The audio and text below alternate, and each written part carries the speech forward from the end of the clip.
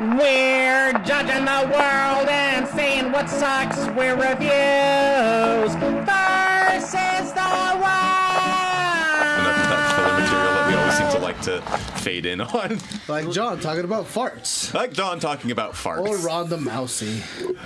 I don't know why that was so funny. I'm like, that's not her name. Oh, wait, inside jokes. It wasn't funny, though. Like, that's the thing. It was Who a dumb cares? Who pun. cares if it was funny? Comedy doesn't matter. Nothing matters. Yeah, nowadays that kind of feels true. Sad. We're topical and sad. I think we're mostly just sad. Yeah. But speaking of things that aren't sad, hey everybody, welcome to Reviews versus the World. The podcast where everything's made up and the points don't matter. Wait, that's somebody else's catchphrase. Somebody at my work looks like a 20-year-old Drew Carey. I'm talking to you, Tyler, even though you don't listen to this. I would like to point out that it was pretty amazing how all three of our woos stopped at the exact same moment. So it really sounds like we just played an audio file and then cut it off. It was pretty awesome. It was pretty cool. Legit. Such synchronicity. We are here today to talk about something that has very little relevance to modern society. We're here to talk about newspaper comics. Woo! To differ on that, actually. We'll get into that. For now, we're going to start with our usual introduction. I'm going to go around the table, and each of us is going to talk a little bit about what we've been into over the last month. We're going to start to my immediate left with Mr. Aldo. I'm sorry, I yelled because I'm far away from the mic. I've not been up too much, actually. I have been playing a couple video games. I have been playing Destiny, which is like a 2-year-old game at this point. It feels like 10. Playing that, Final Fantasy 15, still kind of sludging through it. It's like I've been playing a game called Shadow Tactics. Came out on the PC. It's a stealth action strategy game, real-time strategy stealth action. I said action a lot of times. You control like a little group of like rebels. It's like 5 people specifically. So like a samurai and a ninja. There's like a strong armored guy that like swings a mace. So you have to like look at your map, at your whole map, and then just kind of like look at what your objectives are, and then pretty much have to figure out how to not get caught and how to kill everybody without getting caught. And the first 4 or 5 levels are not that demanding, but there's a huge difficulty spike when you get up to the 5th level, and everybody just has like perfect vision for everything and all the time in the dark. So I've been playing that and getting angry. Wait. Is there action? Yeah, what? I don't know. In the stealth action real-time strategy action game, probably. But that's. You know what doesn't have action? Steven. Oh. Brady, shut up. There's no sense in trying to silence the truth. Oh, did I drop that? What was it? Oh, the truth. Also, so I've been reading I can't say I've been reading a whole lot of it because it's Adam Hughes, but he's been coming out with a new Betty and Veronica comic book. I've been curious. The art it's Adam Hughes. It's Adam Hughes, so you know what you're getting if you know who Adam Hughes is. Yeah.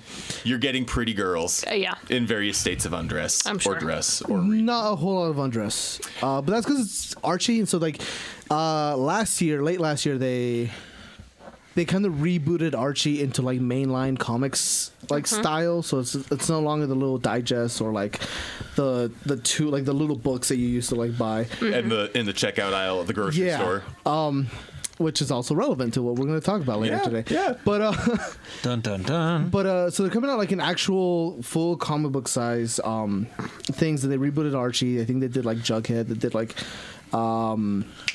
Sabrina the Teenage Witch, who's part of the Archie universe. And Makes so sense. they have a Betty and Veronica book again, and it's them kind of like butting heads on stuff, and like that's kind of all it is. It's a cute little comedic thing. The basic premise here is that like their favorite coffee donut joint got bought out by a big corporation, and they're trying to help raise money so that he can like buy himself out of the contract. And Veronica has been oddly quiet during this whole thing, and like the big reveal at the end of issue 1 is that it's actually her dad and his like company that has bought the thing. So like that's where they're butting heads. And so the second issue is Betty and Veronica. Or is it Betty who's the brunette?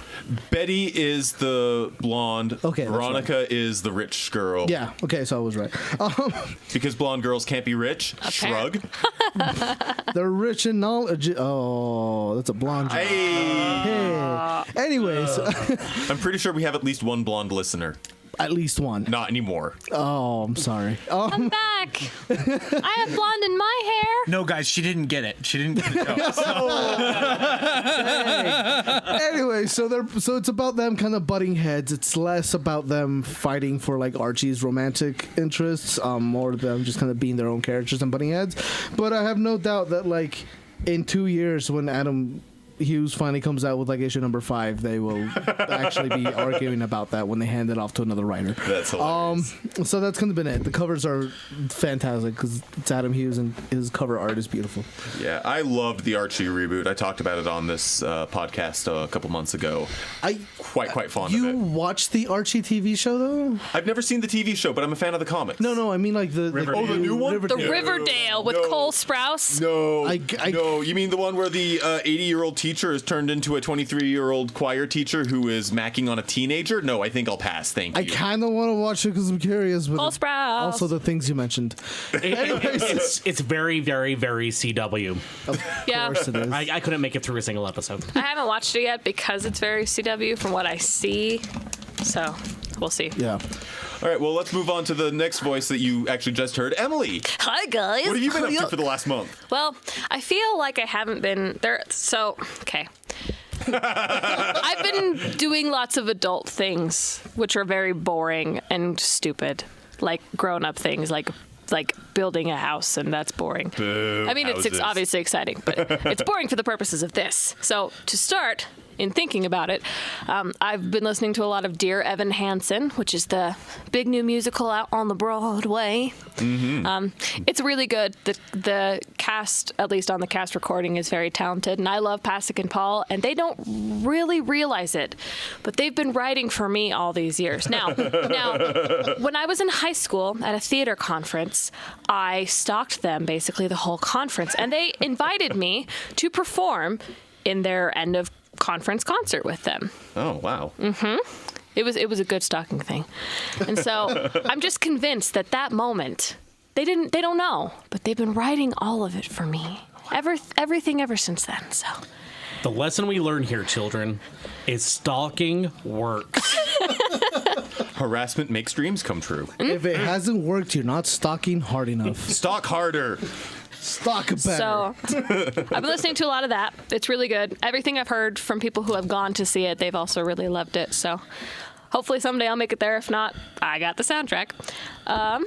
And I've been watching a lot of things on Netflix that I've never seen before, just because, like, I tend to do this thing where if I just want to watch something while I'm doing something else, I just turn on the same 5 shows or the same 5 movies. I do the same thing. Yep. And I never get sick of it. I never do. Like, I've made Curtis watch the OA more times than I probably should. Just And yet I've still never seen the OA. it's true. He always comes in at the weird points where, like, nothing makes sense. Like, there's no context to what's happening because it happened before. These people in these glass balls are making these weird motions at each other. Whatever that's about. I've been doing a lot of that. Curtis and I watched one yesterday that I finished today called Before I Go to Sleep, which stars Nicole Kidman, Colin Firth, and that one guy, what is his name? He's in, like, everything. Do you know his name, Curtis? I don't know his name. He's in a Sherlock Holmes movie with Robert Downey Jr. He's in Kingsman. I don't know. Do we need IMDb? Colin Firth? No, not Colin Firth. It's the other guy. He's the guy that like helps them, like, on the mission or whatever. What is his real name? I'm so unprepared. Wait, which Sherlock movie is in? The one with Robert Downey Jr. Wait, which of the two is what I meant? The first one, I think. Okay. Yeah, I actually have not seen those movies, so I'm of no help here. They're both great movies. I would dare say No, you're missing don't- out on quality entertainment. You would Mark dare say- Strong. Mark Strong. Oh, yeah. That took I don't know your name, Mark Strong, but I really like you. I guess you didn't leave a strong enough impression. Oh, that was terrible. I would like to point out that He is also Sinestro in the horrible I Green bet. Lantern movie. I We bet don't he need to would, talk about I that. bet he would prefer that you didn't mention that. Okay. And the other nerdy thing, if you can call it nerdy, I've been getting back into writing stuff. So that's nerdy. pretty That's exciting pretty for me. nerdy. Type I of think stuff. I think that absolutely counts. Then I'll call that my button. All right. Curtis. Hey guys, it's me again. Yeah, Curtis, who is technically not actually a member of this podcast, but I think this is like your 4th or 5th episode. Yeah, man, and I love it. I still listen to them. I'm excited that a lot of them got uploaded to YouTube because I spend more time on YouTube than actually just listening to podcasts, which is nice. You and me both. Right. So in case you didn't know, Yeah, We're Reviews versus putting- the World. All of our podcasts are getting uploaded to YouTube. I've only done 13 so far, but that's just because it takes a long time for what it's worth. But Is it not like a thing that everybody's talking about? Like, I'm excited about it. I thought it was exciting. Never formally announced it. so there it is, folks. You heard it here first.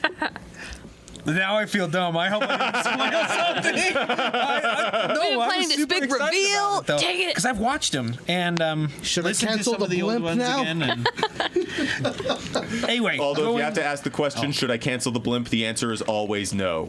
Curtis, go ahead. So I decided to do some light reading this year, as in I'm going to read 100 books this year. Ooh, that's light. And so 2 books far a week. or a book every 3 days, Oh, or 90 geez. pages a day, What? which is about 2 hours for me if I'm not distracted. So so far I've read The Great Gatsby, Machiavelli's Prince, Band of Brothers, The American Crisis: Rights of Man and Common Sense by Thomas Paine, The Call of the Wild, 1984, Brave New World, How to Win Friends and Influence People, Replay, which I actually listened to. It's the only audiobook. I've read Catch-22, Slaughterhouse-5, The Brothers Karamazov, The Sun Also Rises, For Whom the Bell Tolls, Swiss Family Robinson, and I am now reading On the Road by Jack Kerouac. Wow. You actually did mention, you went so fast, but you mentioned some of my favorite books. I love, you said The Sun Also Rises? Yes. Yeah, that's actually one of my favorite books. I'm a big Hemingway fan. I had never read anything Hemingway. He doesn't write in a way that I would call flowery. No. He writes in a way that is straightforward and 3-word sentences. Yeah, Yes. he's so to the It's- point in a way that is actually really beautiful. So For Whom the Bell Tolls has been the best book I've read so far. That one, 1984, and The Brothers Karamazov. Yeah, it's hard to argue with. The Brothers Karamazov is easily one of my top books of all time. How do you pronounce Karamazov? So the book is actually Bratya Karamazovi. Okay. Yeah, so that's how you need to pronounce it from here on out. Otherwise, you're a poser. Karamazov. Close enough. Здравствуйте. Okay. And of course, you know, as with everything that's written in another language, it is better in the original language. It's better in Russian. I could imagine. There was a poem called The Grand Inquisitor in this book. And The Grand Inquisitor is this great story. And it isn't a poem in the English version. Nope. They It's like it's like nobody will appreciate Pushkin over here because it's poetry and you can't translate poetry. You lose so much of it. Unless you obviously say it in the original Klingon verse. No. Okay, no, Nah. Undiscovered Country. Anybody? Okay, no. Seriously, The Brothers Karamazov was wonderful. But 1984, I listened to that like years and years ago. That one was great. And then again, For Whom the Bell Tolls was just incredible, and The Brothers Karamazov. But I've got 100 books I've read together.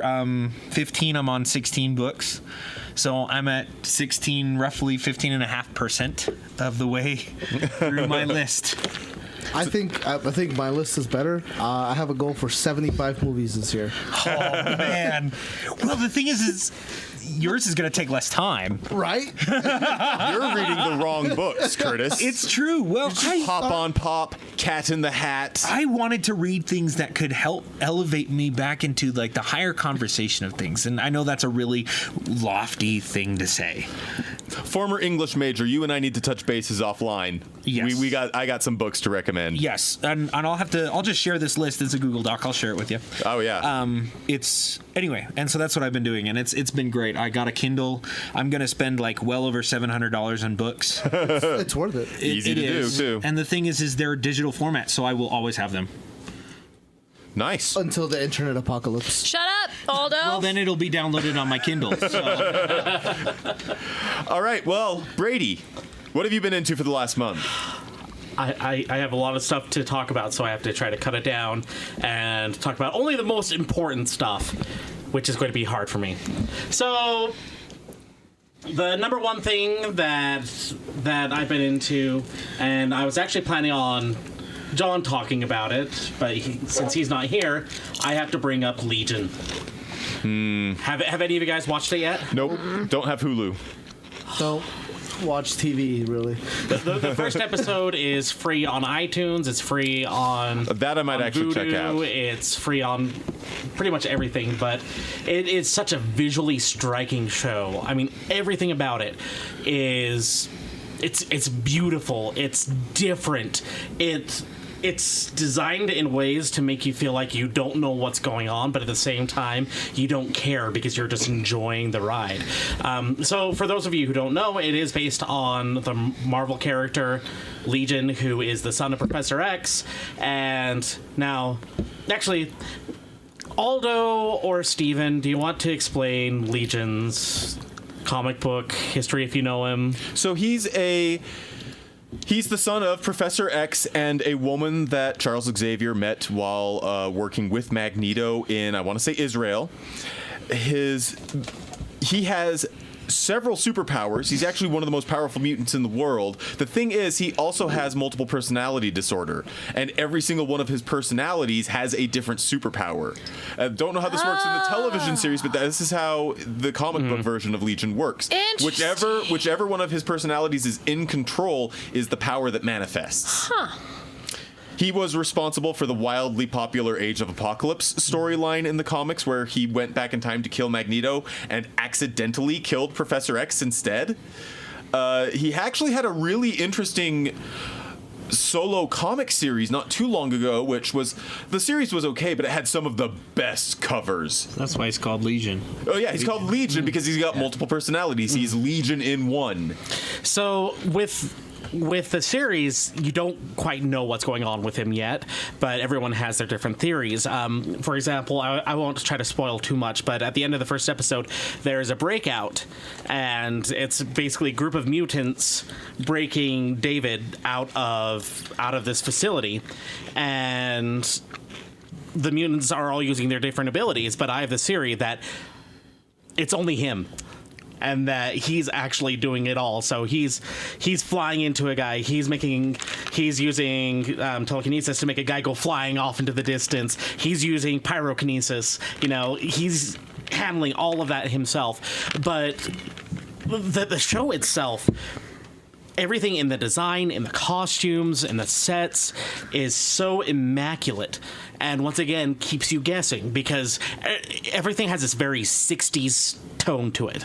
But at the same time, you'll see stuff like a guy has like a modern tablet that he's using. But then you look and you see computers that look like they're from the early 80s. So everything about the show is very anachronistic and all of the best ways. And this is also from the same showrunner as Fargo, so you know that. Yeah, we know where dear. Brady sits on this one. So I knew that I would love it, but I didn't know that I would love it quite this much. It is absolutely outstanding. Do everything that you can to watch it because it will blow you away. I have not heard of anyone who has watched this who has thought, it was okay, or didn't like it. Everyone was pretty much on board. So how significant is Aubrey Plaza's role in this show? Because she's my lady. How much do you want me to spoil? That's usually a bad sign. Is she in every episode kind of a thing? I mean, can you just say yes or no? Yes. Okay, I'll leave it at Aubrey that. Plaza version. I'll leave it at that. But you don't know. Never mind. Okay. Is he the son of Stewart or McAvoy? That's a good question. Let's think about that. And it's not really clear. I mean, and let's get this out of the way. It's not directly connected to the X-Men cinematic universe. And really, we don't even know if he's going to have the same. If Professor X will be his father in this series. In the second episode, there's a guy who's doing what's called memory work with him, where this guy's ability is basically he can go into other people's memories to help them remember things and to learn things himself.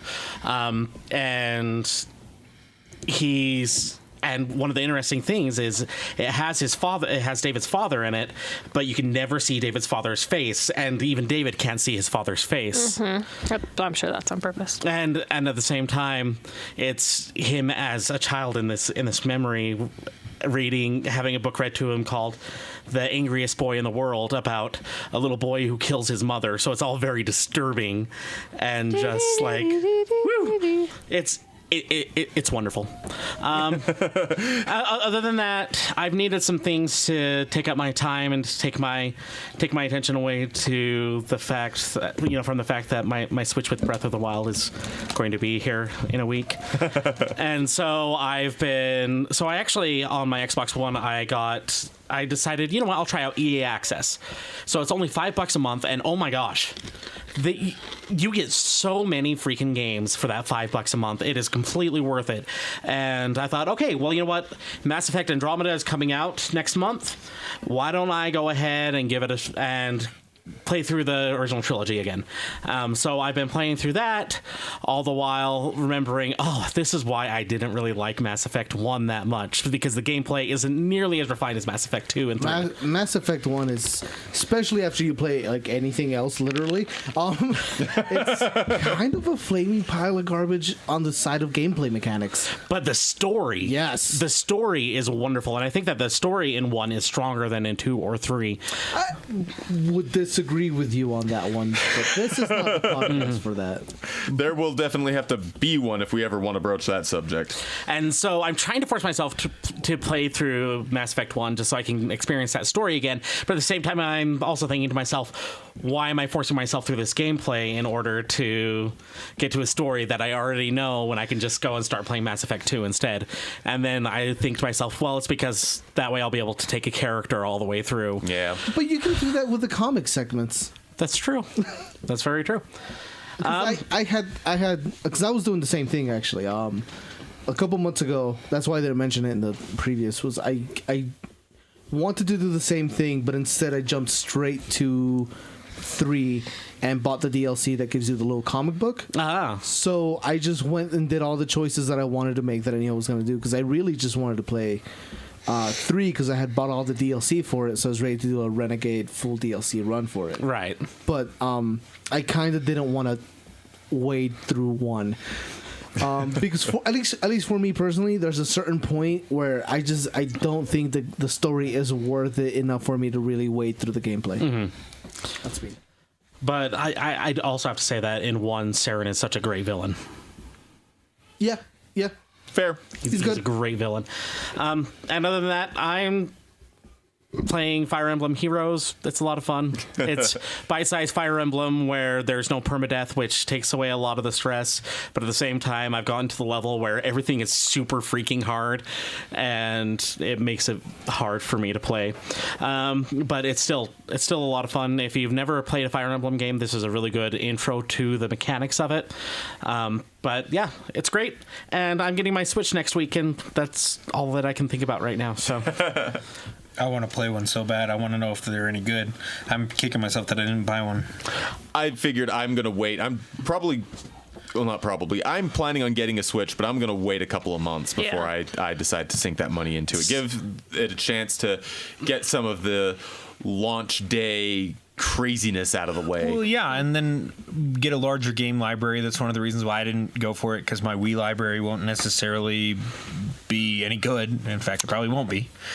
Yeah. See, and I've just been in full-on hype mode today because the press got their Switch, and most of the advanced reviews of it are really positive. And there's the Zelda previews.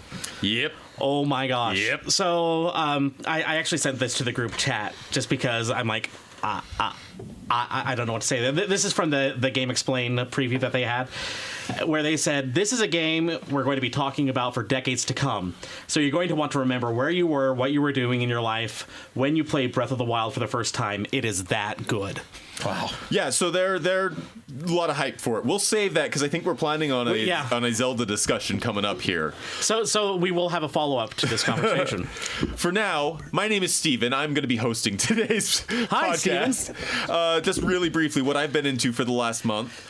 I am apparently getting all of my comics through Humble Bundle. And their bi-weekly sales. They have a new one that they just wrapped up. They did a humble sale on Valiant comics. Valiant is a whole line of superhero comics. It feels like a bit of a misnomer to say they're superheroes, though, because they kind of aren't.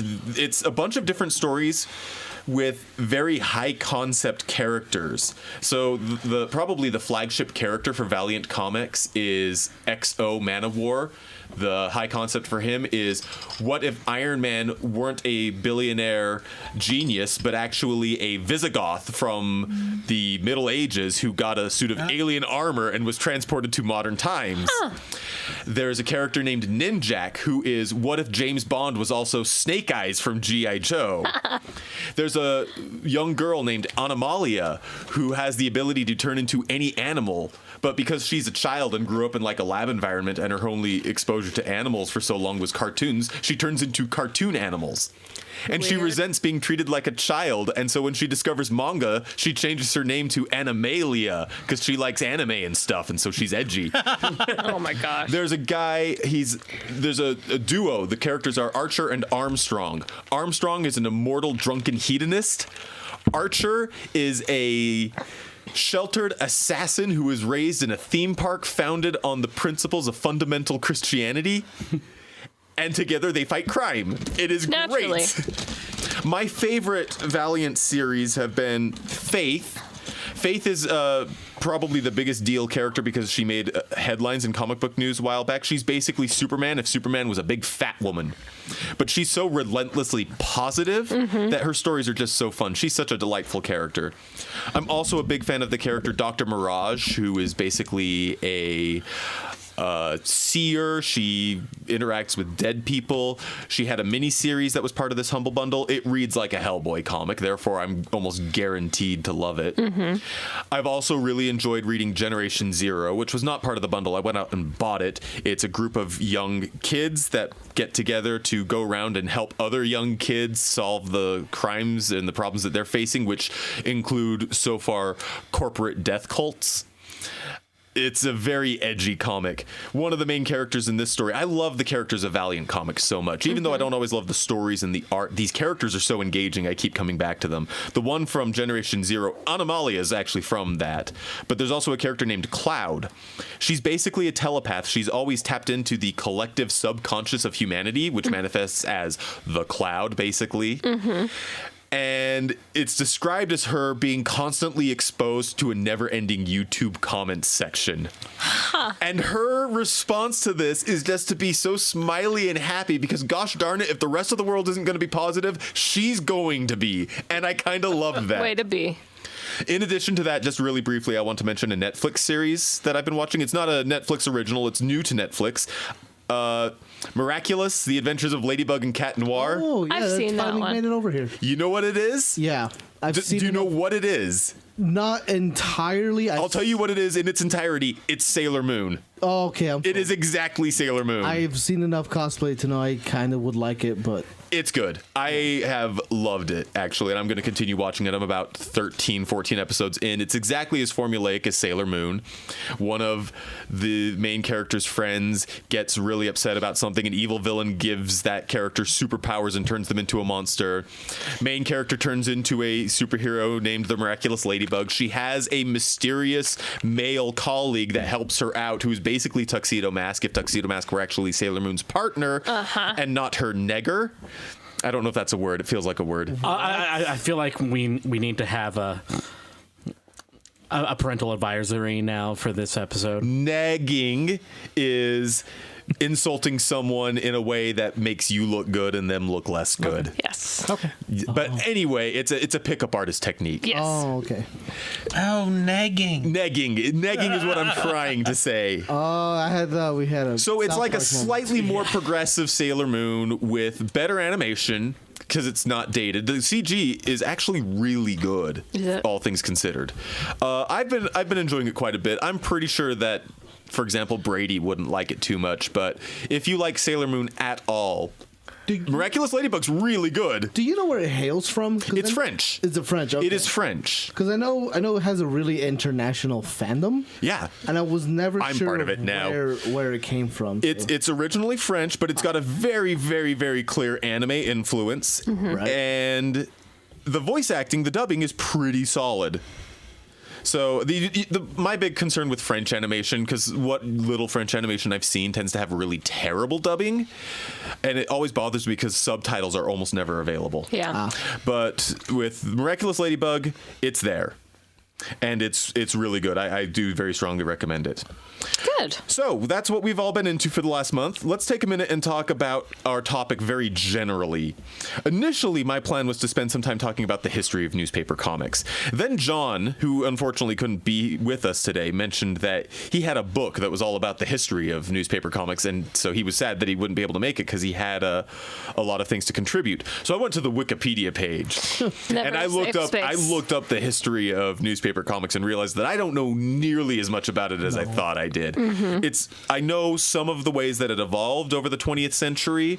In particular, I want to point out how influential Charles Schulz actually was when he created Peanuts. He developed this sort of shorthand for developing expressions for comic book characters because the space for newspaper comics had been condensed so much it was hard to tell the sorts of stories that really set up these really good gags.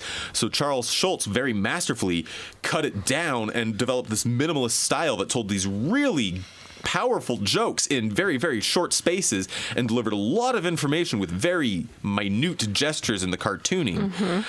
And to me, from my experience, the history of newspaper comics has been basically the fight between the cartoonists trying to push the medium and advance their art form and tell these compelling stories, and they're fighting against the newspaper publishers who are trying to condense as many comics as they can into as tiny a space as they can. Yeah. It's a story that gets really notable when you start looking at the comic book or the comic series from the 80s and 90s, Calvin and Hobbes, in their Sunday strips, where they have these really intricate, very artistic, enormously complicated panel layouts, and you compare that to literally anything else running in the newspaper at the same time, where it's 8 panels where the first 2 have to be inessential to the story so they can be cut out to make room for more comics. If newspapers wanted Bill Watterson to condense his comics into that format, they didn't get his comic because he refused to do it. So he lost circulation because he was sticking up for his artistic values. And he was basically the last great newspaper comics medium proponent. I mean, that's not to. I don't mean to sell short some of the other people who did it, but he's the last one who won. It what feels about like. Beetle Bailey? Oh, what about Beetle Bailey, Aldo? What about Beetle Bailey? Care about Beetle. Anyways, yeah. So, anyway, that's just kind of in a nutshell one of the things that's always fascinated me about newspaper comics. But I think in the absence of real intricate knowledge, I think what we're going to be best served to spend our time doing now before we go to break is just talking a little bit about what our experiences were with comics in the newspaper, perhaps when we were growing up, perhaps now as adults if we are still getting the newspaper. What do we remember? Why is this medium important to us at all, or is it? It's a good question. So actually, I'd like to rewind a little bit on what you were talking about, Charles Schulz. I think there's something very important that a lot of people don't realize was that his characters are all kids, right? And you obviously have like characters like Charlie Brown who like end up philosophizing, and it's very like heavy-handed philosophy type conversations that he has about his depression, his place in the world, and such things. But Charles also did a lot of stuff very subtly, And I think one of the characters that best portrays that, and I think it's kind of a surprise that it's a big deal, because in today's world, she's not a big deal because it's kind of the norm, is Peppermint Patty. Mm-hmm. Peppermint Yes. Patty was a break of the norm. She was a tomboy. She didn't have a mother. She was her dad was a single father, and she made sure you were aware of that. Because she always talked about her dad doing this, her dad doing that, never about her mother. There was the fact that she was a tomboy. She was playing sports as good as the boys, if not better in most cases. In a time when women were just kind of expected to be, you know, kind of docile, be pretty, be smart, but not too smart, you know, that type of stuff. And she really kind of broke that. And it was done in like such a subtle way, because it's one character in a cast of many. And I think it kind of helped plant the seed to a lot of women, a lot of girls, during that time, that they didn't have to be a specific thing, right? That obviously, like, there was this character out there that can help represent them. Because, I mean, I don't know the numbers, but I can imagine that to a little girl who doesn't have a mother, just has the father, she probably lives her life way differently than any other girl. And seeing a character like Peppermint Patty coming up in like every Sunday, every comic book strip in a Sunday newspaper, to be refreshing at the bare minimum. Oh yeah. Yeah, I remember reading an article a while back that was about the most significant gay characters in comics. And one of the first names in this list that I remember, it's the only one I actually remember, was actually not the names, but the pairing of Peppermint Patty and Marcy, who are not actually lesbians, but because they were so unconventional, it was easy for lesbian readers to relate with them and to kind of interpose or interject or superimpose or something intelligent sounding their Wait, experiences. aren't you the English major? Not anymore.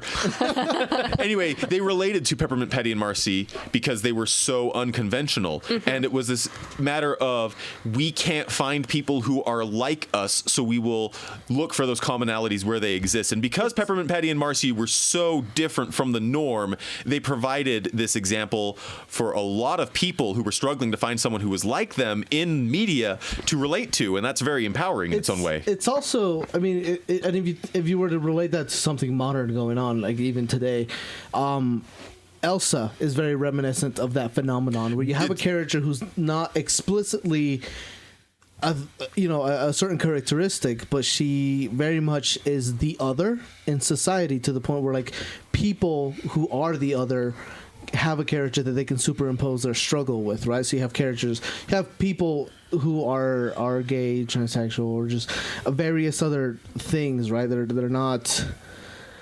They're the other. They're not the norm of what society tells them they are. And suddenly they have a character whose entire struggle is not being the norm, and like they have somebody they can relate to, even if it's not the exact same predicament that they're in. So let's broach the subject of nostalgia. I have a lot of nostalgic attachment to newspaper comics because I grew up reading them. I wonder if anybody has any memories of time spent reading comics when they were younger that they'd like to share. Well, mine's kind of general, but like That's okay. My dad and my mom both read the newspaper like every single day when it came. And so every Sunday I wanted to be cool and read the newspaper and be really grown up. And then I would just take the comics, obviously, because what else am I going to read when I'm 6? And I remember reading all of these, like, comics, things like Kathy and Dilbert and Doonesbury and stuff like that. And I didn't get what was going on in these comics. Not that they were necessarily... It's not like they're risque or anything like that. It's just... It's grown-up things going on. Like, my job really sucks and nobody cares. And like, oh, I'm gaining so much weight because I'm on this pill. And I didn't get any of them, but I remember reading those like all the time. And I was thankful when I had something like Peanuts or something to read that seemed at all relatable. But I just remember reading them every Sunday, even if I didn't know what was going on. So So Let me tell you all about Prince Valiant. Just kidding. But I have absolutely no experience with Prince Valiant. In fact, the point that I want to make is actually quite the opposite. So my family, we would get newspapers occasionally, but not all the time. And the thing that I loved about newspaper comics is that other than a few like Rex Morgan and Prince Valiant, they weren't really serialized. You could pick up any comic from any of these strips and get the basic idea of what's going on, attach yourself to the characters, and have a good laugh. And that was something that was absolutely wonderful for me. And like Emily, while my dad would go straight to the sports sections to check out what they thought about the Jazz game, I would go and grab that comic section and just smile and laugh and absolutely love every bit of it. It's very nostalgic for me. And in fact, I have several books of a certain comic that I think that I'll be talking about in the second half of our podcast. I imagine that is the case. So I'm going to save it for now, but that just really, nothing else brings a smile to my face quite like that comic. And part of it is nostalgia, and part of it is also just that it's so freaking clever. There are comics that also in the Sunday paper. I'm trying to find which one exactly, but there was one that was here in Utah that actually grew older. The characters grew older because the writer was growing older, and she wrote it about her family and her kids, and so her kids got older and older. And it was funny because I picked up a newspaper for the first time in years, talking about nostalgia. I picked up a newspaper a few months ago, and I saw that the same comic was in there, and they were grown-ups. And I'm a grown-up. You know what I mean? It was a really powerful thing, but it was, that's all I really wanted to say. It's powerful. That happens. I'm thinking of For Better or For Worse, which is not actually a local to Utah comic. No. It's nationwide. And there is something pretty special about having that wide a distribution, a newspaper that is found in every home or nearly every home, where the characters are actually changing and evolving. It's almost the opposite of the point that Brady was making. Although Brady's point is one that I've appreciated about newspaper comics, is that they aren't serialized. You can just drop in, get a quick laugh, and then step out. But sometimes you've got these stories that stick with you. And in their day, they were excellent. You mock Prince Valiant because nobody's reading Prince Valiant anymore. But when we're talking about that fight that comics were having with the newspaper publishers and the space constraints, Prince Valiant in a full page used to take up half a newspaper page. And so if you've got that entire top sheet filled with these intricately detailed artwork, it's something to behold. DC Comics. My point better than mine. Because I was like, well, serial, yeah, okay. No, it's a good point, Curtis. But like a couple years ago, DC Comics published a giant volume of books. They did this weekly for a while on newsprint, and then they published it in a big book called Wednesday Comics, where they created just these simple 12-page stories that different creators told about their different characters. There was a 12-page story about Superman, about Batman, about all these different characters. And each week they would tell one page of their story in a giant newspaper page. I've got this collection, and it is huge. It is enormous. So one quick thing to mention is that you have it. You have the hardcover collection. I do have the hardcover collection. So you have the hardcover collection, which they had to like recolor it so it fit white page gloss. Because it was originally colored to fit a newspaper. I have the first 11 issues of the actual newspaper. Aren't there only 12? There's 12. How are you missing just the one? I'm missing the last one. It's sold out before I could get to it, and was never able to find another copy of it. Oh man, that is sad. But it is, I mean, they do the whole newspaper print thing. They do the dots. They do, like, the color range. Because I've seen Steven's copy, and I was looking at my copies. And the colors are significantly different in the sense that one of them are made for, like, white gloss. And the other ones are made for kind of that rough, cheap newspaper paper. Yeah. And it's kind of... It's really interesting to think about like color comics because they couldn't print color normally than other people. I guess I'm gonna segue into like my experience with it, which was that I growing up didn't really. I mean, my family never really got the newspaper. so I never really read newspaper comics as a kid. It wasn't until I was in my early teens that I really got newspaper comics, and not even like properly. I got them from like the local Mexican magazines that my dad would pick up, and they would like illegally reprint like the Spider-Man serials, and then somebody would do a terrible translation. It was just like a white text box over the voice the voice bubbles. I love it.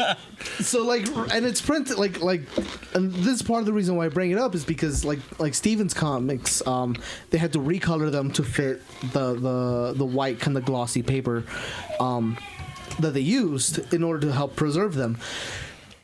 These were just like photocopied onto like white gloss paper, and they looked terrible. They looked horrible.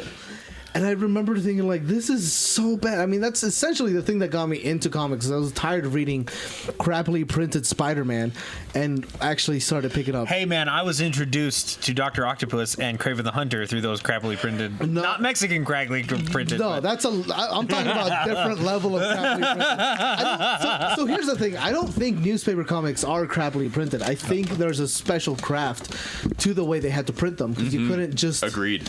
Because, I mean, there's a lot of factors that go into this, and I learned a lot about this when I was working for a newspaper for college, because that's what my major was in college, was print journalism.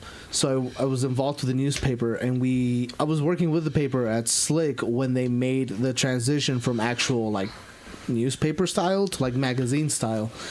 So I kind of helped shape that. There's my legacy. But yeah, so you have to take color into consideration, because not only do you have to like take the color and the quality of the paper into consideration, but it's also the amount that you're printing, because you're printing, at least like national newspapers like the New York Times, you're printing in the millions. So any penny you can save on like ink costs is a lot. So that's why a lot of newspaper comics and pictures even are the dots, the little kind of dot matrix. I forget what the name of it is. There's a name for that specific style, but that's why. So people that were drawing and like coloring for comics, even if it was just black and white, even color as well, obviously, but black and white, they couldn't use shades of gray. So they instead used like the separation of the dots to help show what type of shade of gray it was, right? It's all black, but it's just essentially an optical illusion. So I mean, that was kind of it, and it wasn't until like, so I would start. I'm clicking my pen here. But it was crappily printed Spider-Man was kind of the thing that got me into comics in general. But even then, my family and I certainly could not afford comics on like a monthly basis or even a weekly basis.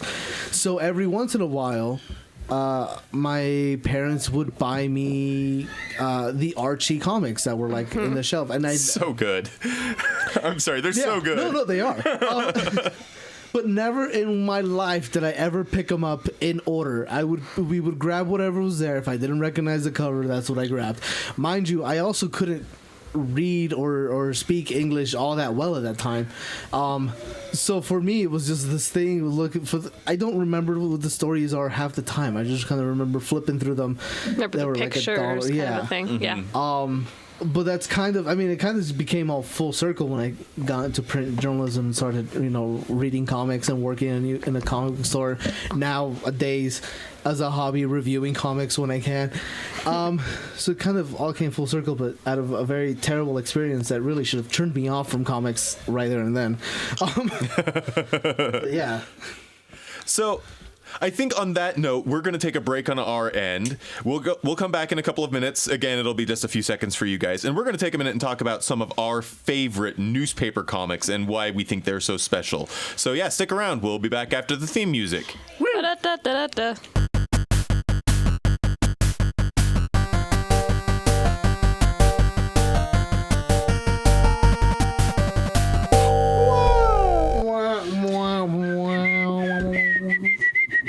Yeah, around the same time as Steamboat Willie. The thing is, though, these comics are actually really good. They're really good. Mickey has a lot of personality.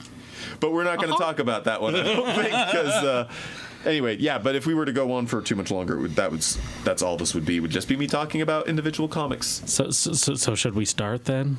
So we can actually talk about the comics that we came here to talk about. You mean? Yeah. Is that a thing that we want to do? You can talk comics if you want to. Leave your friends behind. Because your friends talk comics, and if they don't comics, if they don't comics, welcome back, guys. We're gonna get going my here. Comics. So we decided over the break that we're going to each take a couple of minutes and talk about one of our favorite newspaper comics. And I think we're going to go in reverse order from the introductions, actually. So I'm going to start on the other end of the table to my right with Mr. Brady. Hi. Hi. Brady, what's your favorite comic So that was printed in a newspaper? So you guys know that I love things that are completely off the wall, bonkers, weird, right? Yeah. I think that we cover that pretty much every month. Yeah. At least once. And so it is no surprise that my favorite newspaper comic is not only completely bonkers, off the wall, but it's the only thing that I ask for Christmas every year was a desk calendar for The Far Side. Yeah, this was inevitable. Yep. I love The Far Side so much, and there's just a lot of different reasons for it. Like I said, yeah, it's weird, but also every comic in just one strip can convey so much and can be so different from every other Far Side comic, and every one of them gets a laugh, and that's why really the Far Side desk calendars were the most wonderful thing, because every day you would get a new laugh, and it's different, and like I mentioned before, it's not at all serialized, but that's okay. Doesn't need to be. It doesn't need to be. So there's this really bizarre conversation that's going on, or that has been going on pretty much since comics became a thing. That is, what is a comic? And there is like, well, it's a sequence of pictures and words that tell a story. Far Side kind of screws the whole argument up, because there are no stories and it's only a single panel. Yep. But it's hard to argue that it's anything other than a comic. So just from this weird, like, Ars Poetica, art talking about art standpoint, Far Side is crazy complicated. It's a crazy complicated world of cows and weird looking dogs and aliens and ugly people with beehive hairdos. And everybody's fat. And puns. It's like Dali if he had been born like 100 years later. It's like, you know, and I remember, I had a conversation with some of my nieces and nephews about The Far Side, and they of course didn't know what it was, and I was trying to explain the appeal of it, and I'm like, it's like the oatmeal. It is like the oatmeal. Well, to be fair, the oatmeal is like The Far Side. Yes. Fair enough. But I'll be that guy. yeah, but where it's just completely off the wall. You know, everyone's ugly, but that's okay, because it's just hilarious. It's clever. It's different than anything else out there. It's frequently dark, too. Oh, Yeah. That's something that I have this weird thing about.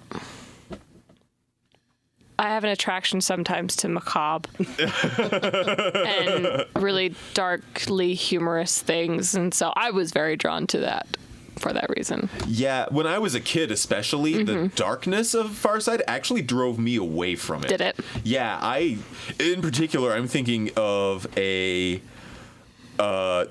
Far Side. There was an animated television special of The Far Side that I saw when I was a kid.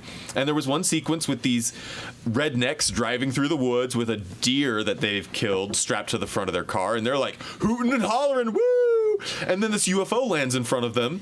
And then the UFO flies off with the rednecks strapped to the hood. And the aliens are, woo! That disturbed me when I was a kid. That gave me nightmares. It's so wonderful. I still get creeped out about it. It's a thinking about it creepy thing now. to think about. Yeah. Yeah, but let's look at my taste in TV shows and ask, is dark and disturbing humor a thing that Brady likes? And the answer is yes. Yes, it is. The thing that also helps me with I love Far Side, because you can sit down with a book of Far Side and just spend hours and hours sniggering, laughing, snorting just the whole time, because they are just usually like one large pain, and it's a couple words and you're like, I got that one finally. It's great. I love it. Yeah, I think that I need to revisit Farside as an adult now that I've developed much stronger appreciation of the macabre, as Emily put it. Yep. I got in arguments with Brady over Farside when we were kids. Yep, I remember. But now, no, I can respect that one a lot. It's a pretty solid choice. So, Curtis, that makes it your turn now. Okay, so mine, and now for a touch of something more mainstream. This is as of 2013, it was syndicated in roughly 2,500 newspapers and journals, and holds the Guinness Book of World Records record for being the world's most widely syndicated comic strip. And it is Garfield by Jim Davis. I love Garfield. I love it. In fact, it actually played a big role in my childhood growing up, not just in the comics. We watched Garfield and Friends on Saturday mornings. I or almost remember every that week. show. We're ready to party. Come on in, come to the place where fun never ends. Yeah, come on in. It's great. We And could it's go all just day. Garfield and Friends. it's basic because the jokes are repeated, and some people think that it's very boring because the jokes are repeated. But you always know that the TV is going to talk John Arbuckle into doing something that he probably shouldn't spend his money, time, or effort to do. Odie is probably going to get picked on by Garfield. I kicked off the counter. Yep. Kicked off the counter, and Garfield is quite a bit smarter than Odie. If you don't know what Garfield is, it's about a big fat cat who loves lasagnas but hates Mondays. I think we can all relate to that. I think so. Really. There's something there, certainly. And quite possibly Bill Murray's worst role ever. Jody regrets Garfield movie. Garfield movie. You guys see Zombieland? Zombieland. Yeah. Yep. So, but I loved Garfield, and I think maybe it was just the formula. I mean, I was really young reading these comics, but I've only ever. Well, it's funny, and there's bright colored characters, so it's easy for a child to get into. Yeah. For sure. It's funny that as Garfield has gone on, a lot of comics actually get bigger and more bloated. The cast grows. I mean, Charlie Brown started with like 4 or 5 characters and now has a cast of dozens. Garfield went the opposite route because it used to have John and Odie and Garfield And Nermal and Whiskey Liz Pete or and, whatever. Yeah, and then there was Lyman, I think. I don't remember. Like John had Binky the Clown. Binky the Clown. I think Binky the Clown. Is Binky the Clown still in the comic? I don't know. But it feels like as the comic's gone on, it's really like all of the side characters have been whittled away. So it's just John, Garfield, and Odie, and then the female characters are there in satellite positions. But other than that, everyone else is gone. Right. And it gets smaller and it's gotten more focused, and I think it might just be because there was television shows, movies, and the comic strip, and the comic strip is where it all started in newspapers.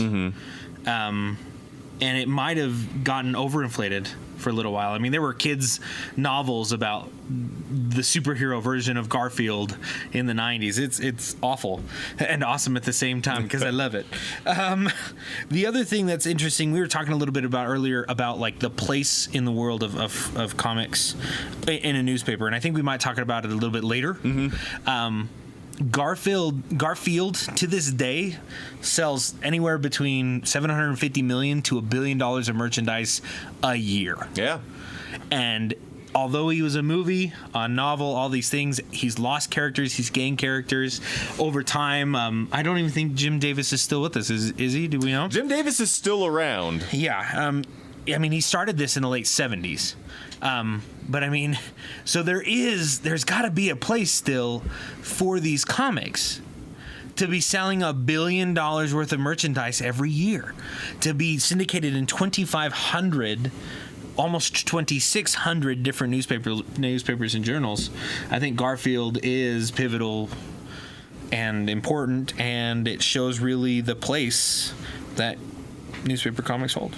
The when you mentioned that you wanted to talk about Garfield, I rolled my eyes, and it's part of the reason that I dislike Garfield is because I kind of think Jim Davis is a sellout, which is, that's the ultimate in hipster douchebaggery right there. I'll say that. Holding some. How dare you be successful at doing a thing you love? How dare you, sir? Right. You ought to be ashamed. Right. That's kind of been my attitude about Garfield. But at the same time, because of Garfield, I know where Abu Dhabi is. Right.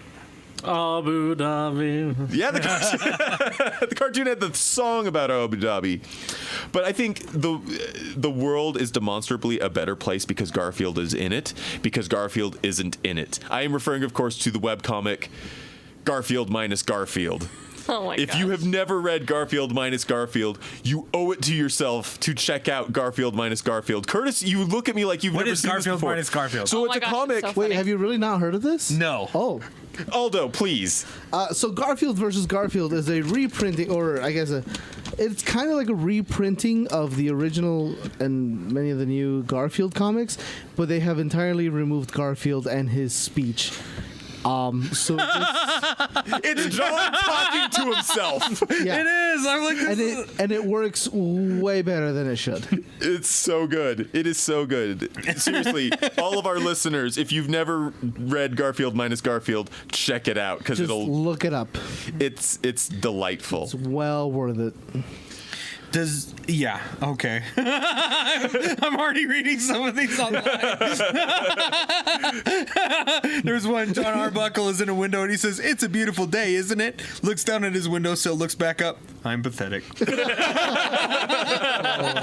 Because the comics, it's always been kind of ambiguous whether or not Garfield is actually speaking. To him. Well, it's not that it's speaking; it's whether or not can John understand Yes. him. So if you take Garfield out of the picture, John is just a lonely man who talks to his cat who never answers him, which is truth in journalism when I look at my own life. Sad day. Meow meows, I love Oh, you. says the man who just adopted a cat. I love my cat. I love my wife. I love my kids. Boom. Okay, we're all one-upping each other. I don't know. I love my cell phone. Oh my gosh. I thought you were going to say, I love myself. You ruined my day, though. Instead, all those all you people with your living creature connections. I'm gonna buy my anime waifu one day. She's gonna wake me up and send me text messages while I'm at work. Speaking of gonna be a good waifus, life. Emily, that was an awkward transition. Hashtag best waifu. Hashtag feminism. Emily. Oh, So let's move. It is really reviews versus the world, guys. Oh yeah, bring it, world. We can take it. frigate Japan. Oh no. Emily, why don't you share with us your pick for your favorite newspaper comic? I have many favorites, and so this was a hard decision for me, but I chose Dilbert. All right. The reason mostly for this is just because it makes me think of my dad. Because he read so much Dilbert and he identified with it so much. And as I've grown older and been in similar positions to this particular character, I get it a lot more. A lot more. It's almost too real. It is too real. So I can't read Dilbert Right, it's anymore. too real. I work in a cubicle. Dilbert, if you've never read a Dilbert comic, Dilbert's kind of your everyday man. He works a really boring job in a cubicle. He is unlucky in love and life, and his coworkers and him complain about their jobs every day, but don't ever actually get anything done. Yeah, it's working in the corporate space, as you do. But it pokes fun at it in ways that make you laugh and then kind of cry because it's a little bit too true. Yeah. Every single comic strip. Go ahead. Can I say, it also has levels of funny? Oh, yeah. Because if you are in corporate America, you get one part of the joke. If you are a kid, you get another part of the joke. And if you're a techie, you get another part of the joke. Oh yeah, oh yeah. Scott Adams, I think is his name, who does Dilbert. I think. He's worked in technology for a good part of his adult life, and so he has tapped into that sort of mindset and has always had very strong philosophies and very strong opinions about the Ribbon way paper that printers. the way that the corporate world interacts with the technology world. Very cynical man, that one. I love that every character in the comic is a familiar character. Like, Dilbert has this boss who I don't think has a name. He is called the pointy-haired boss. pointy-haired boss. That is the character's name. Or the PHB for short. So that would be some, higher up that you don't really know but tells you what to do. The Doesn't man have who any. was, when I was a kid, I was a big fan of Dilbert, so I'm sorry that I keep interjecting. You're fine. But Scott Adams describes the pointy-haired boss as the man who was promoted to just above his level of competence. Yes. That is absolutely a good way to put it. So I would like to point out that Google just let me know that there is also a Dilbert minus Dilbert. What? What? I didn't know this. There is. I'm gonna have to look at that. As I've gotten older, I have a hard time reading Dilbert now. Some of it is because it's too real, like we've been saying, and some of it is Scott Adams is kind of a jerk. Yeah. I can't deny that. No. I agree completely. But because of Dilbert, we have the animated series of Dilbert. I saw one episode of this where Jerry Seinfeld voiced a supercomputer. Yep. That is literally the only thing I know about this show. I've seen every episode. Oh, you have? Recommended? If you like Dilbert. If you don't like Dilbert, then hard pass. Yeah, I just really like Dilbert. It's also, even though it deals with technology and technology is always moving forward, it's funny how my father worked in technology, my grandfather worked in technology, computers very early on, and I'm working computers now. And the same funny applies today about technology in the corporate workspace. It's timeless. There are levels, but it's simple too. I love Dilbert. And every single person that's a character in the story is somebody that you work with. Like, For sure. you have the female coworker who thinks she's being undermined because she's a female and not being as recognized as she should. And you have your cynical coworker named Wally who is like trying to get fired any way he can so that he can. He's not trying to get fired. He's just trying to take care of Eve. Oh my gosh. You have all of those people. That was so bad. That was awful, That was dude. so bad. Yeah. You don't necessarily have a sadistic cat as your HR representative. Wait, you don't have a sadistic cat as your HR We representative? don't have an HR representative. Long story. But there are just very relatable things throughout. That's all. True enough.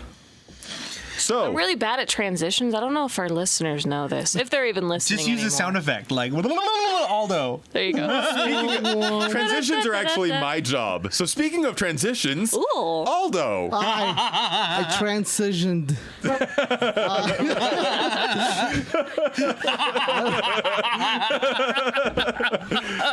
Good night, everybody. No, so I typically I like to chime in a lot, but I actually haven't been chiming in a whole lot this since we came back from the break. Because a lot of so we've had this conversation off mic, I guess, before, where I don't really like a lot of 80s comedies and humors and movie and stuff like that. It's very cultural. It was something of the time. And I think even if you weren't like born in the 80s, when you were a kid, you had a little bit of that nostalgia forced onto you from your parents, and thus you have it. I think or at least newspaper comics are not entirely dissimilar, in the sense that me kind of growing up, not really knowing or reading English as much as you guys, a lot of this humor didn't stick with me. Dilbert was completely unknown to me. I didn't understand like what corporate America was. I didn't get the punchlines. Right. Garfield, the same things. I mean, many listeners might recognize that I have a love of puns. When I was younger, I didn't get them like 90% of the time. So I didn't really like Sunday comics, like I said before, until like much later in my lifetime. And one of the newspaper comics that I love a lot to this day isn't even like from the same time as Dilbert or Garfield or any of the stuff we're going to talk about. But it's Liberty Meadows, and I never even picked it up or saw it in a newspaper. I read it in a collected trade collection at a comic book store. But when I was working in a comic book store, that's where I saw it, loved it, fell in love with it. And so Liberty Meadows, if you've never heard of it, which I wouldn't be surprised if you haven't, not because it's a hipster book, it just doesn't have the same. It's a bit of a hipster book. Do you think so? I do don't think so. I mean, it's. Well, let's tell us a little bit about it, and I'll tell you why it's a hipster book. Okay. I don't want to step on your toes too much because you've got this intro that you've been building up so beautifully. I guess. And I just roll with it. Oh, is that what you call this? Now you're making him question everything. You are. So Liberty Meadows is written and drawn by Frank Cho, a now prolific comic book artist. Also, more recently known for his feminist drama and social justice warrior drama that has happened in the comics in the last couple of years, but that's not what we're here to talk about. Yet. But it's a Sunday. It's in the style of a Sunday strip, and it's about an animal sanctuary where there's a beautiful lady who works there, a very nerdy guy who gets a job. That's where the whole comic starts. He's kind of the everyman. And a cast of wacky, crazy animals that do converse. It is not questionable like Garfield. They do converse with the humans. And the animals that don't speak to the humans very obviously do not speak animal, even to the other animals. Like there's a language barrier. So a lot of the humor revolves around the protagonist. I'm forgetting the name. Is it Frank? I think might be Frank. Hold on, I'm gonna look this up real fast. Yeah, it is Frank. And the beautiful lady he works with is named Brandy. And so a lot of the humor comes from his awkwardness and very shy attitude. He's very much like Raj from the Big Bang Theory. He freezes up a lot. He kind of does everything he can to like impress her. So much to the point where multiple times he eats like ice cream and like milk related items, even though he's lactose intolerant. Oh my god! Just Are there fart jokes? Is that what a you're little getting bit. They're not like the main focus. That's the thing.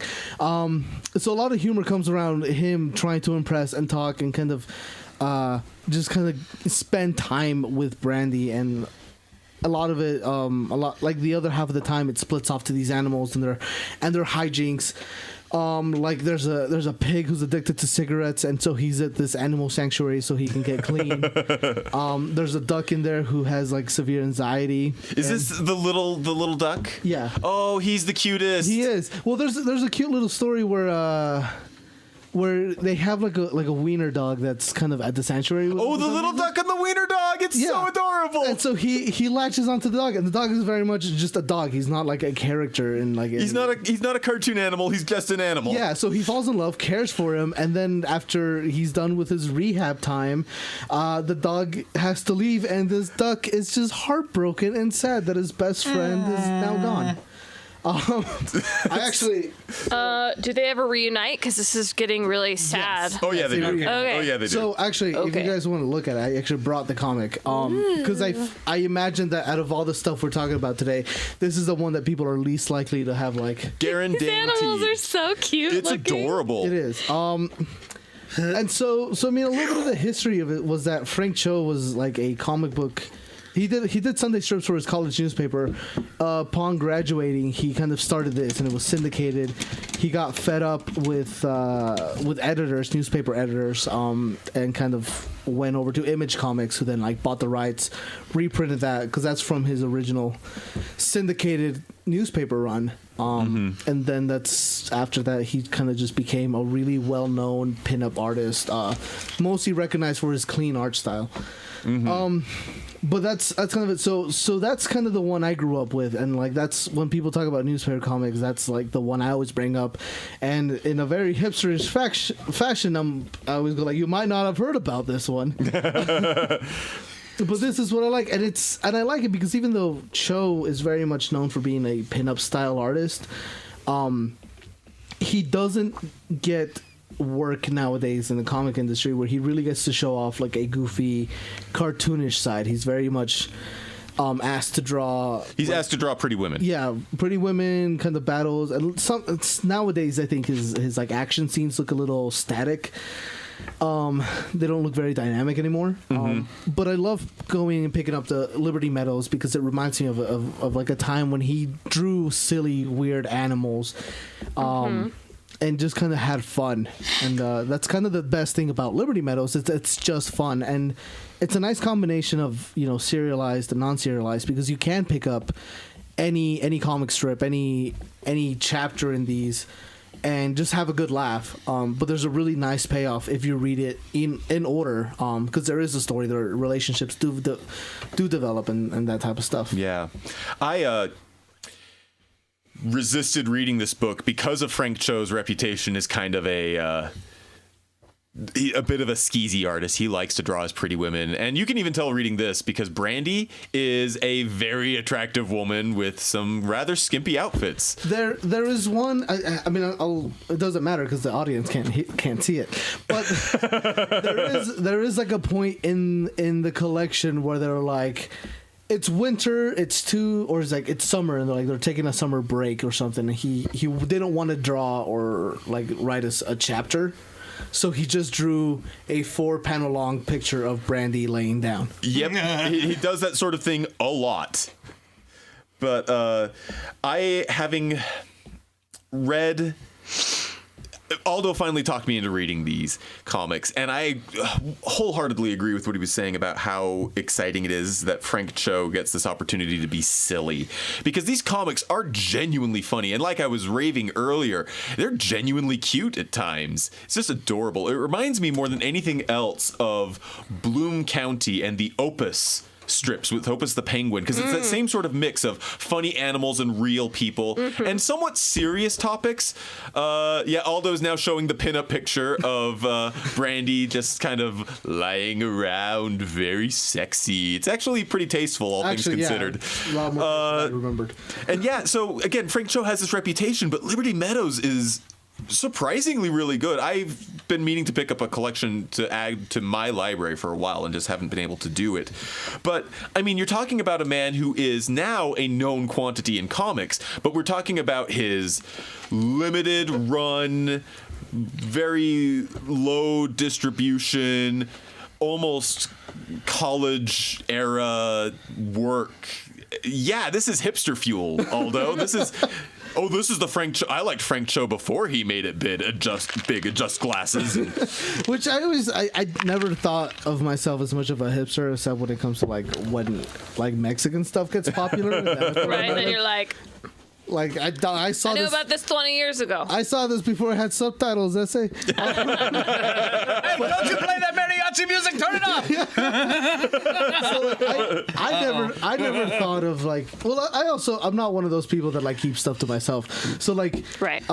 Liberty Meadows is one of those things where like if I can like if I can see you again, I will let you borrow it because I think it's a real treat. So I never thought of it like as a hipster thing, but now that you've Yeah, it's totally a hipster thing. crossing off the check boxes. Yeah, but no, Liberty Meadows is good. I think it's very worth checking out. Yeah.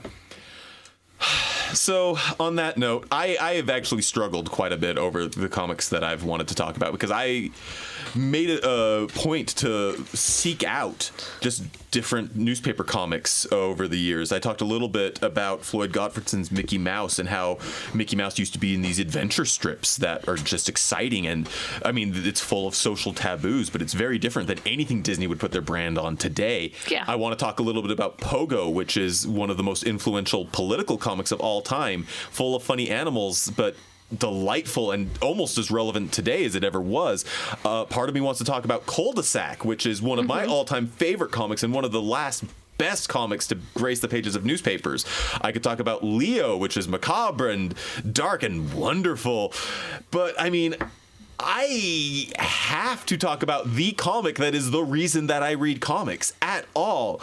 I have to talk about the book that more than anything except for possibly the Bible shaped my morality. I have to talk about Calvin and Hobbes. That's a weird thing to say, but it's absolutely true.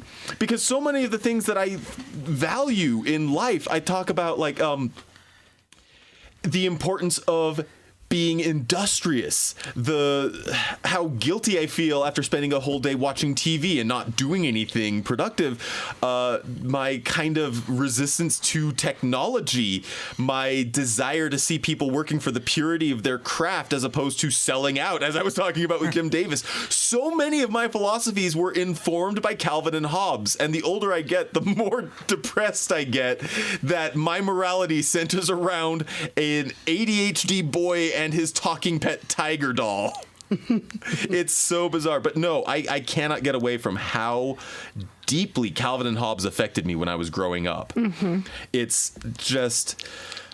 from an artistic perspective, I touched on this a little bit earlier. Bill Watterson was a revolutionary. He pioneered a format of comics that just wasn't happening in newspapers. And even as a kid, I noticed it. We've joked a little bit about Beetle Bailey, about Kathy, about these comics that are just very simplistic in their art style. The jokes are fairly formulaic, and they've been running for longer than our grandparents have been alive. Hagar the Horrible, The Wizard of Id. I could go on and on and on. And all of these comics were running when I was a child, and most of them are still running now. Calvin and Hobbes was different. Calvin and Hobbes was special, and I could tell then. Like the cream always rises to the crop, and I think those arguments that I was having with Brady when we were young over Far Side was which comic was better, Far Side or Calvin and Hobbes. Brady was always the Far Side guy. I was the Calvin and Hobbes guy, and it's just such a remarkable achievement, I think, that Bill Watterson just set his mind to telling this story. And I think one of the most formative experiences of my childhood. Again, this is making me sound like a huge goober, but I ain't care. You're not a goober. People say that, right? I ain't care. No, I was like, no. Not on this planet. going down but for real. You never know. That's what it's all right. But one of the most formative experiences of my childhood was when Calvin and Hobbes ended.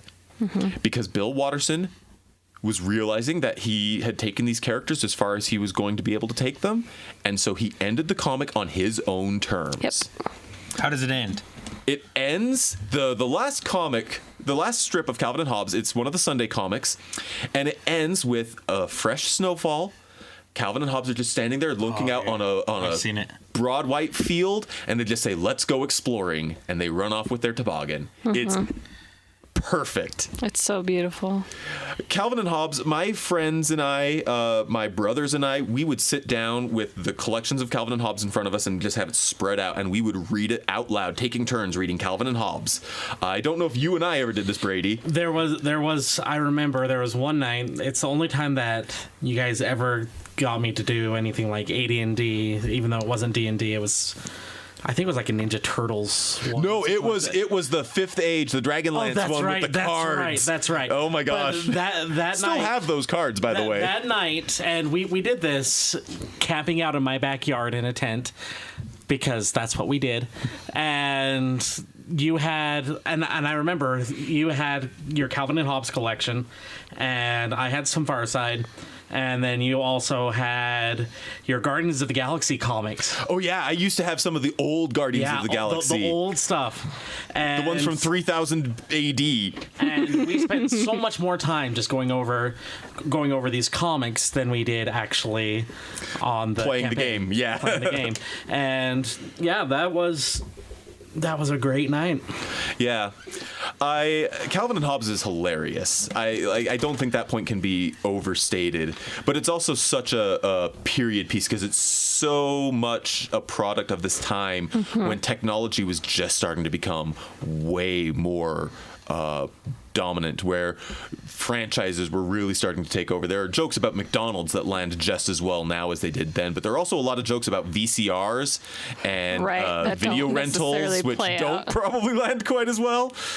But then you've got the imagination that's on display, and that's going to be timeless because you've got Calvin, who imagines that he's a spaceman. Those Spaceman Spiff comics, Yes. which are amazing just from an artistic perspective. They look so good. You've got those ones where Calvin's pretending to be a superhero, Stupendous Man. I dressed up as Stupendous Man for Halloween when I was in cute. 4th grade. I remember that. Yep, absolutely happened. That's so cute. And all I these other love little that. characters. He was Tracer Bullet, the noir detective. I loved that one. I just Tracer Bullet. Tracer Good Bullet. name, actually. Such a good noir detective name, like terrible noir detective name. Bill Watterson, though, I also. And this is weird for me as a kid. I read not just the comics, but I also read the forewords and the articles, any little scrap of information that I could get that was written by Bill Watterson. And so much of his attitudes about art really informed all of my opinions about art today. How he talked about how important it is that art have a message and that the characters be true to themselves. Early on in Calvin and Hobbes, Calvin was a member of the Boy Scouts. And there was this idea that Calvin and Hobbes would become this sort of vehicle for promoting the Boy Scouts. And the more Bill Watterson wrote it, the less he liked the idea, because there's no way Calvin would actually be a Boy Scout. He would hate it. He would hate It the wouldn't whole last thing. very long at all. He hated the idea of merchandising these characters. That's why you never see Calvin and Hobbes merchandise. Hey, I've seen Calvin peeing on a lot of things, but You have that's, seen- that's off-brand Calvin. That's unlicensed Calvin. The only things you can buy of Calvin and Hobbes are the books themselves. I own the complete collection of Calvin and Hobbes twice. I own it in hardcover and in paperback, and I do not regret either of those acquisitions. So how do you feel about people who have taken that same art style and continued and made other stories about Calvin and Hobbes afterwards? Like really negative stuff. Not negative stuff. I'm talking about the really beautiful stuff. There's a comic that I remember that I actually had printed out one time, and we were just talking about comic strips, and it was not made by Bill Watterson. Then it was called like Calvin and Hobbes and something else. And what it was is that Calvin wakes up in the middle of the night because his little boy is crying, and he goes and he finds in his closet this little Hobbes doll and Oh, it's puts it on his daughter, isn't it? It's his daughter. I've seen this, yeah. And he says, and he puts the Hobbes doll down on her bed with this look, and then she looks at him, and there's this beautiful moment where they look at each other. There's no dialogue, and then suddenly in the next pane, Hobbes is no longer the little The stuffed doll. It's the tiger. And he says, it's nice to meet you. Or he says something along the lines of, oh, wow, did you see that? Or I don't remember what he says. And they just become fast friends. Yeah. It's not Bill Watterson. No, It it's isn't not. Calvin It's very Hobbes. clearly not. So But I've got kind of the same opinion of this as I do with a lot of fan-made stuff. Yeah. I generally don't like fan-made stuff because they frequently don't have the skill to pull off the magic that the original had. But at the same time, I think that says something to the power of Calvin and Hobbes, and really anything that inspires people to kind of take it and try to make it their own. It means something to that person, and it meant something to their childhood, and it's something that they want to share with their children. Yep. And it's going to be increasingly difficult with things like Calvin and Hobbes. But then again, I grew up reading Peanuts comics, which took place in the 60s and 70s. That's before my time. Right. right.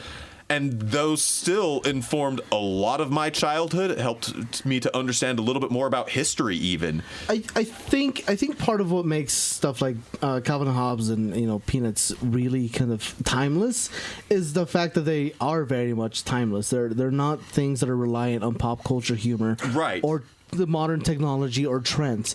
So if you were to make Peanuts today, you were saying to include Snapchat and Instagram and Twitter, in 10 years it would be dated. It wouldn't last so long. But you're talking about kids using their imagination, which before you buy your kids an iPhone, they still have an imagination. Yes. Like they're still going out and playing at some point in their lives before they kind of get wrapped up in technology in the modern world.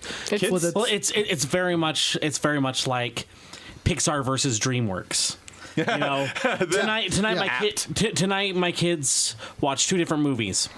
They watched Trolls and they watched Moana, which isn't Pixar, but Disney Animation Studios, which Might as well is being be. run by John Lasseter, so it's pretty much all Pixar. And better. just seeing that difference between those 2 movies and go, which one of these will be relevant in 10 years? And there's absolutely no question about it. Question. Yeah, there's the stories that tap into real human experiences, whether those are, linked to the imagination of childhood or, the mundanities of working in the office space as with Dilbert, or how much we hate Mondays, the absurdities that come with Far Side, cute animals. Trying to think, what does Liberty Meadows have to offer? Cute animals are a big part Cute of my animals day. are so. a big part, and probably more relevant now with the advent of the internet. yeah. So Anyway, many cute cats. doggy videos. I love it when my They're good Facebook's dogs, covered. Brent. So, with that in mind, it's kind of sad to me that newspaper comics are on their way out. There are still a couple, I think, that are really good, but they're getting to be fewer and fewer because some of those forces that we were talking about earlier, the constraints of the print page, and then, of course, the decline of newspapers in general, Yeah. is leading to this art form basically vanishing. I don't remember who it was. I want to say it was Bill Watterson, but I want to attribute every good thing to Bill Watterson. So, Which is fair. I heard a comment that said that newspapers were dead the minute television news came around and newspapers decided to try to beat television news at their own game, which was publishing news, instead of focusing on the things that they could do that the news couldn't, which is comics. Because you've got a large space to play around in artistically. There's a lot of room for improvisation and for development and for expression in newspaper comics, and they stopped diverting funds into it, which meant that the newspapers lost the one edge that they really had over televised information. Because they're never going to be timelier. No. Which kind of makes me think a little bit to something I feel could have really given comics its run for its money as far as like adapting, Sunday comics to television. And I think I usually I might be spitting nonsense here like I just did for like 2 seconds there. But if any of you remember the Genndy Tartakovsky like 5-minute long Star Wars animations. Oh, yeah. They're amazing. Can you imagine if you had like a 2-3 minute animation in your commercials? Just like it all like regardless of what channel you turn into, like kind of syndicating and giving out 2-minute shorts to play in the middle of commercials and stuff like that. Like I think that would have been like the next, like I guess the transition from Sunday comics to that, and obviously it didn't catch on. It didn't become a bigger thing than it was. But And it's something that they've tried multiple times. Cartoon Network has tried to create these little Yeah. shorts Yeah. based around some of their superhero properties. Their little 2-minute cartoons of Amethyst, Princess of Gem Oh, World, those are are some of my adorable. favorite things. I love those so much. The ones that remind me the most of Sunday comics were like the Animal Man shorts that they did. Oh, those were good too. Yeah, those were fantastic. Animal Man. He's voiced by Weird Al Yankovic. Oh, was he? He was voiced by Weird Oh. Al Yankovic. Beautiful. Anyway, sorry, I just wanted to throw that since we're talking about TV. Yeah, Moving over. But I mean, that kind of brings us to the point that I wanted to end with as sort of a conversation. Is that it? Are newspaper comics dead and gone? Where do we go from here? No, they have taken a different form completely. Yeah, but- and that is not only because of the internet, because I know that webcomics have been a big thing for a while now, but I think that especially with the rise of social media and the ability to have these updates directly to where you're already going to your Facebook feed, you're already going to be seeing all these different posts. If you go and you like Cyanide and Happiness, then all of a sudden you start seeing their comics come into you, and then you find one that really strikes a chord with you, you share that, everybody else then sees it, and so I follow at least like five or six different artists and comics on my Facebook wall, and it's wonderful because a lot of them have almost daily updates, and I look forward to seeing. Okay, well, what's the new foul language going to be? What's the new foul language? Oh, I love. I imagine language. you do. That's such a good comic for parents. Oh, definitely. And the oatmeal and XKCD and being able to see all of those while you're already there, that is what is replacing the newspaper comic feel. Well, and I think even more to that point, and I mean I don't agree entirely with you, not because I think you're wrong, but because I think you're missing part of the picture here.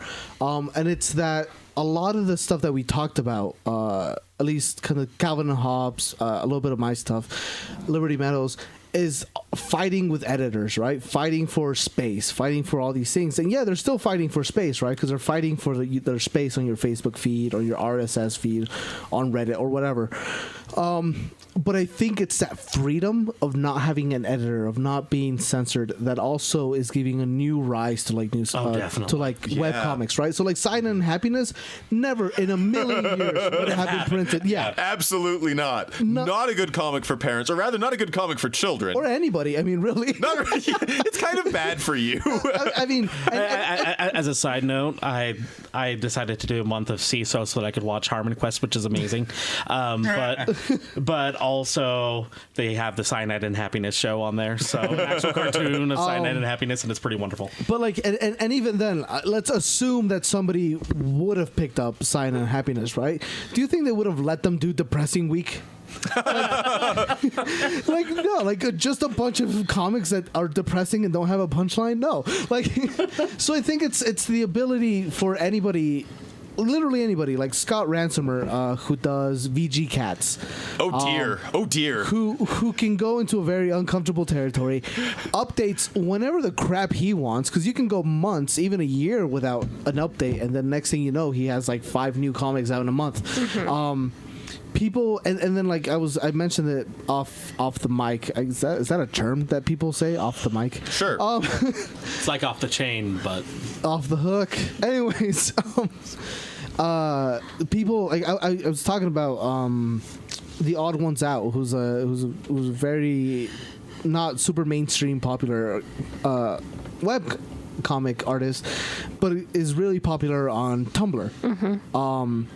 But the fact that like a 17-year-old kid with like art skills can become a minor celebrity, a minor niche celebrity for the comic, without needing the syndication of a newspaper, like I think these are the things that are kind of re-sparking Sunday strip style comics. It's like that freedom from the editor, reaching the audience that you want to reach and letting people do that.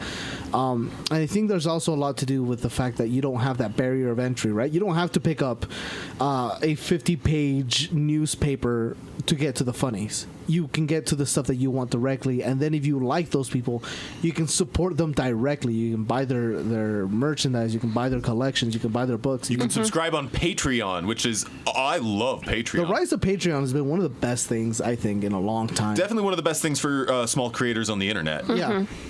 I mean, so I'm kind of rambling a little bit here, but I think, in part to like what you said, I think that freedom from the editor, which is a big fight that a lot of artists have, and you read any interviews with artists that have had a career longer than 10 years, and inevitably there will always be a conversation about my editor wanted this, or my editor wanted that, or the paper wanted this, the company that, and the fact that they don't have that, I think lets them express themselves a lot more freely. It also creates a more intimate connection with the artists, in the fact that they're so uncensored, unfiltered, in a sense that not only do you kind of enjoy the comic that they do, but you get a real sense of who they are.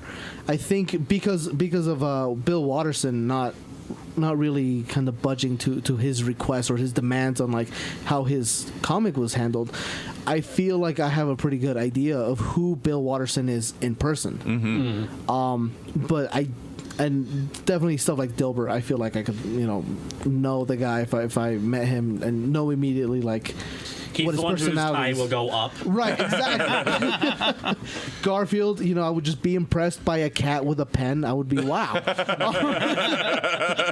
but I think there's a much more like intimate connection now between the artists and writers. I think webcomics are like this very not an extremely new phenomenon, but they are a phenomenon nonetheless. We've talked about. Oh, sorry, I'm just kind of going, but like, John talked about. Was it Nimona. Nimona's so good. Yeah. Yeah. Go ahead, You can Curtis. check out our review. Yeah, we do have a review of Nimona on the YouTube channel. Go ahead, Curtis. One thing that it's also this entire new way of experiencing media in general. There are a lot of shows now that release the entire show on Netflix at once. There are a lot of shows that you can wait every week for the episode, or you can go online and watch all of them at the same time. You had to wait for the Sunday funnies, for the colored ones, or you could get 1 or 2 comic strips throughout the week, and you would wait for it and you would be excited for it. Whereas webcomics in the new medium, you can go online and you can say, well, I've explored this new thing, I want more, and you can go back and you can watch it, and it's right there, which makes them even more accessible to more audience, I think. Yeah. Is it better? I don't know. I don't know if it's better that way because you lose a little bit of that excitement and that anticipation, but you can always just wait for the next published webcomic, whenever that is. I think another aspect that's really kind of indicative of how formative and how much of a foundation like Sunday Comics laid is the fact that you can see a lot of webcomics, and a lot of webcomics still follow that 4-panel structure. Yeah. Or more, but like not a lot of people tend to escape that until they feel they have like a mastery or like a really good sense of who their characters are, and then they'll expand. And I think it's very kind of indicative of just how much newspaper comics like influenced artists and storytellers. The fact that like this is the medium they go to, considering they have an entirely open canvas and they decide to do this. And I think that's something interesting. One other thing that I want to mention real fast, because I think we're focusing so much on web distribution. These 4-panel comics actually do still exist, and they're being published in a format that I think we've all kind of overlooked, and that's books. Yeah. It's... It's the only place I've ever seen Calvin and Hobbes. Well, yeah, but that's true. I mean, Curtis, you're younger than I am. Yeah. You didn't grow up with Calvin and Hobbes the same way I did, but you've got the books. But I think even more than that, kids, as someone who still tries to read a broad variety of comics because it's a medium that interests me, kids are still picking up comics. And actually, they're probably picking up more comics now that are published by Scholastic Books, publishes comics for kids. And some of these are the 4-panel comics. Big Nate is a comic that people are picking up in bookstores. Phoebe and Her Unicorn, which is delightful. Emily's giggling at this one. I love it. It's so delightful. It's a book that's now being published primarily in book form for kids to pick up, but it's also started as a newspaper strip. I also thought you were going to talk about manga, because a lot of manga, freaking manga, yeah. Because a lot of them, like it's called 4-koma? Yonkoma, yeah. Yonkoma. Because 4 is, yeah. Right. But that's also a super popular thing in Japan. Like, was Azumanga Daioh. I love it. I love it. Started as a 4-koma. did, huh? And they have it down to a formula, which might be a little sad that they've laid it down to a formula, but that's Japan. Yeah. But they have it set up. It's like set up, punchline, and like payoff, or whatever they call it. But I mean, that's a thing that they adopted kind of from us. Right. So these little comics that many of us grew up with in our childhood that had an impact, because we're all still talking about it today. Talked about it as a manga. Yeah, you should have talked about it as a manga. Anyway, I do think that this is a medium that's not dead. It's just transformed. Definitely. And so as much as I love the stuff that we've talked about today, as much as I've ragged on Garfield and Dilbert, I actually do have a nostalgic soft spot for them. These comics played a huge part of my childhood, or middle 20-somethings in the case of Liberty Meadows. But yeah, as long as people are still creating these stories for kids and for general public with these timeless elements, I think we're going to continue to have comics to talk about, which, as a big comic book nerd, excites me to no end. I think that sounds like a pretty good place to wrap up. Yeah. So, ladies and gentlemen, boys and girls, brothers and sisters, and Curtis, thank you so much for joining us. Male, female, Curtis, you are always welcome. It's always a pleasure to have you on the Reviews versus the World Our podcast. favorite unofficial podcast. All right. Thank you so much for joining us. Go out, read a good comic, curl up, and have a wonderful evening. We'll see you again here next month. Woo means good. I have the.